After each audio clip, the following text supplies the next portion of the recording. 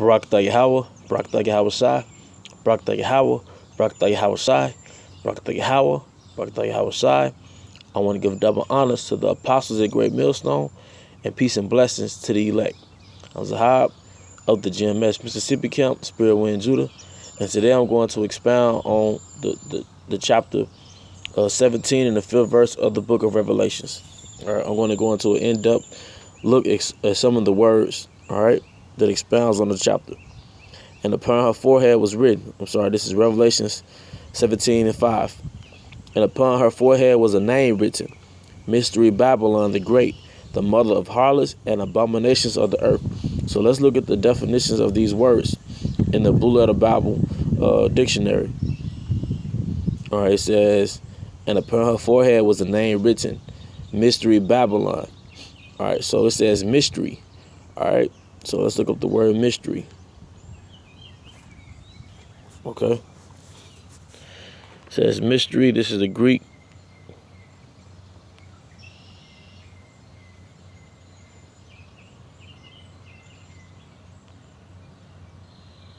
Strong's G 3466, Mustadion.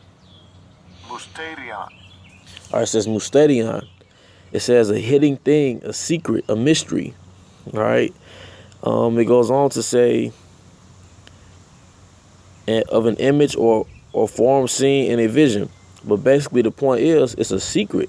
So this is John the Revelator within the Roman Empire, and he's given a secret because it's the place that the scriptures is talking about is a mystery. All right. Keep in mind that it was during the Roman Empire, so that wasn't a mystery. That was well known what time he was in and where he was. Okay. All right. So one of the key words that I just looked up was mystery, and basically it's a secret. It says Babylon the Great, the mother of harlots. So let's look up the Greek word for mother. Okay. It says mater. I'm gonna see how it's pronounced. Strong's G 3384, Mater. Mater. Mater. All right, and it says a metaphor, the source of something. All right, so this mystery place is the source of something, man. All right, so we're building on something here. All right, John the Revelator is revealed a place that's a mystery, and that place is the mother or source of something. So now that we know that the word mother means source in the Greek, all right, the source of harlots. All right, but so is it a brothel? Is it the place where prostitution takes place? Let's see. It says, let me get the Greek. Strong's G 4204, Parne.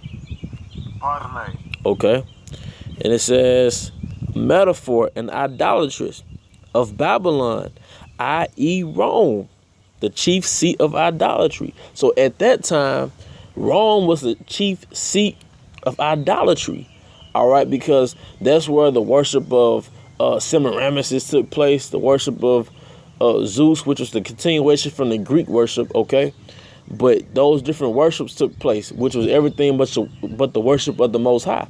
But keep in mind, this is a future prophecy about a future place is going to take place. Because if you go on to read Revelations, the 17th chapter, which I'm not really going to get into, it tells you that one is already fallen, but the 8th cometh from the 7th, and the 7th basically ultimately came from Rome, which basically Great Britain is of the Roman Empire, but America came from Great Britain, all right? But just to keep it in short, it's not literally talking about Rome right now, but this place that it's talking about is an extension of Rome, okay? So mystery Babylon, the secret place Babylon, which is the source of idolatry. So this place is the source of idolatry, but it said Babylon, i.e. Rome. Now, it can't be talking about Babylon because Babylon was 626 and 539 BC. John the Revelator was on the island of Patmos. It was after the death of Yahweh Shai, which was around 70 AD. I'm sorry, the Roman Empire was sect. I'm sorry, the Roman Empire went down around 70 AD. All right, but basically, the Babylonian Empire was 600 years before this place of a secret Babylon was revealed. All right, or spoken of. All right, going back. All right, going back. It says of Babylon, i.e., Rome, the chief seat of idolatry. All right, so it's the mother of idolatry, man. Okay, and I'm going to continue on. It says, and abominations of on the earth. Of the earth, let's look up abominations, because we could pretty much put it together what it's talking about. Of idols and things pertaining to idolatry. Now we know that one abomination is what? Homosexuality. Another abomination is what? Adultery. Now what place on the planet Earth is the source and the key place of idolatry? All right, this is the place of freedom of religion. So this is one of the first places on the planet Earth where you can openly worship Satan. You can worship a tree. You can worship a cell phone. You can have sex with your car. You can have sex with how many members of the same sex you want to. All right, this is the source of that. All right, let's see if we can get another scripture that backs this up. This is Nahum chapter 3 verse 4. It says, because of the multitude of the whoredoms of the well-favored harlot. It's talking about a harlot, the mistress of witchcrafts that selleth nations through her whoredoms and families through her witchcraft. All right, let's see. It says the mistress of witchcraft that selleth nations. All right. So let's look up the word through her whoredoms. I want to see what the word whoredoms here says, man. Because this could be confusing for some. It says, I'm going to go to the last definition. It says used figuratively of idolatry, of commerce with foreign nations. It says of commerce with foreign nations. So what is this mystery place, which is the mother of idolatry, the mother of abominations, the mother of homosexuality, the mother of adultery? It says, what is the commerce with these foreign nations? What is it selling to these other nations? Let's look up the word commerce right quick. All right. It says commerce, an interchange of goods or commodities, especially on a large scale between different countries. So what good or commodity is this mystery place selling to other nations? Okay, that's the thing. And let's see if we can get another scripture that speaks on this. So basically this mystery place, it sells something to other people, and the thing it sells is whoredoms.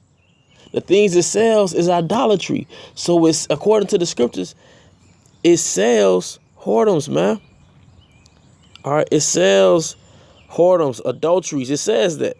It says used figuratively of commerce from foreign nations. So according to what we're reading, the thing that it sells is whoredoms and idolatries. All right, that's the thing that it sells, man. Okay. So this place is responsible, which we know is America. It's responsible for selling the sell of nations through her whoredoms and families through her witchcrafts. All right, it bathed over those nations through her whoredoms, man. It polluted those whoredoms, man. All right. So from there, I'm going to get another scripture. This is 2 Ezra 15:46. This is a product of the whoredoms that it sells to other nations, man. All right.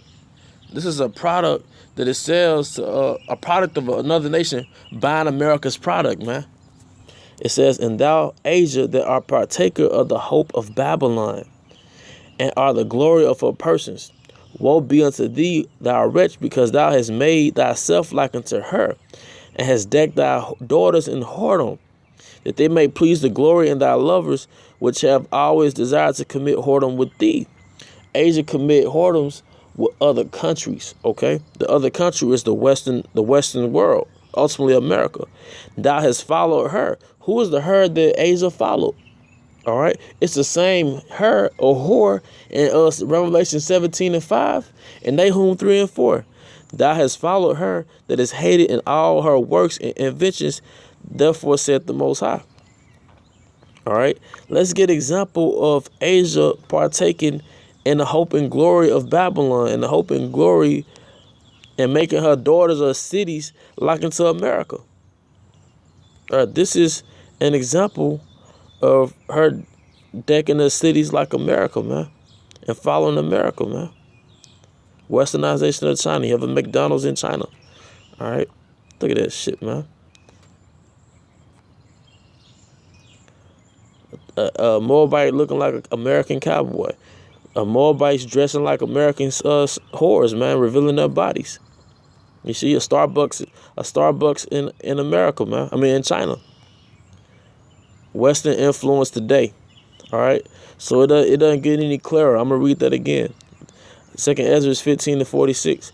And thou Asia that are partaker of the hope of Babylon and are the glory of her persons. Woe be unto thee, thou wretch, because thou hast made thyself like unto her. You see? You saw the McDonald's in China. Thou hast decked thy daughters in whoredom, that they may please the glory of thy lovers, which have always desired to commit whoredom with thee. Thou hast followed her, that is hated in all her works and inventions. Therefore said the Most High. And what did it say in that little westernization of China? Western influences today. All right. So let me see here some points. Lunar calendar typically in old China, but today Gregorian calendar. So that's one way the Asia made herself like into America. Asia follows the Gregorian calendar as opposed to the ancient lunar calendar, which went by the moon. Then it says Spring Festival, most important holiday in China, but Christmas, Halloween became more and more popular. Wow.